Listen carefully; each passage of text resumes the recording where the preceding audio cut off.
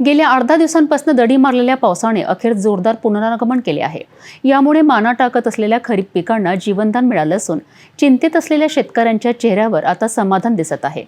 बंगालच्या उपसागरात निर्माण झालेल्या कमी दाबाच्या पट्ट्यामुळे मान्सून पुन्हा सक्रिय झाला आहे आणि यामुळेच 11 ऑगस्ट रात्रीपासून जिल्ह्याच्या अनेक भागात संततधार पाऊस सुरू आहे। यामुळे वाढलेल्या उकाड्यापासून नागरिकांनाही मोठा दिलासा मिळाला आहे। अमरावती जिल्ह्यात गेल्या 2 आठवड्यांपासून पावसाने पाठ फिरवली होती।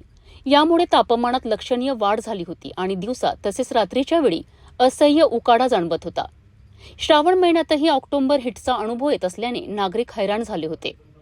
दुसरीकडे पावसाच्या दीर्घ विश्रांतीमुळे जिल्ह्यातील खरीप पिके धोक्यात आली होती। पेरणी केलेली पिके पाण्याअभावी सुकून गेली होती, ज्यामुळे शेतकरी मोठ्या चिंतेत होते।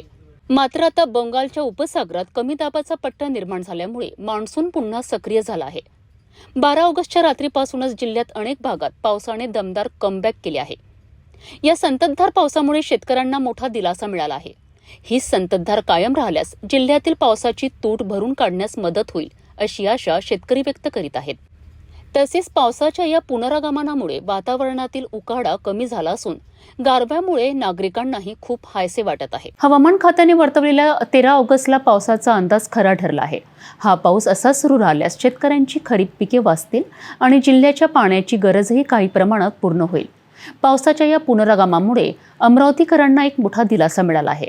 आता शेतकरी आणि नागरिक सर्वांनाच आशा आहे की हा चांगला पाऊस असाच सुरू राहील।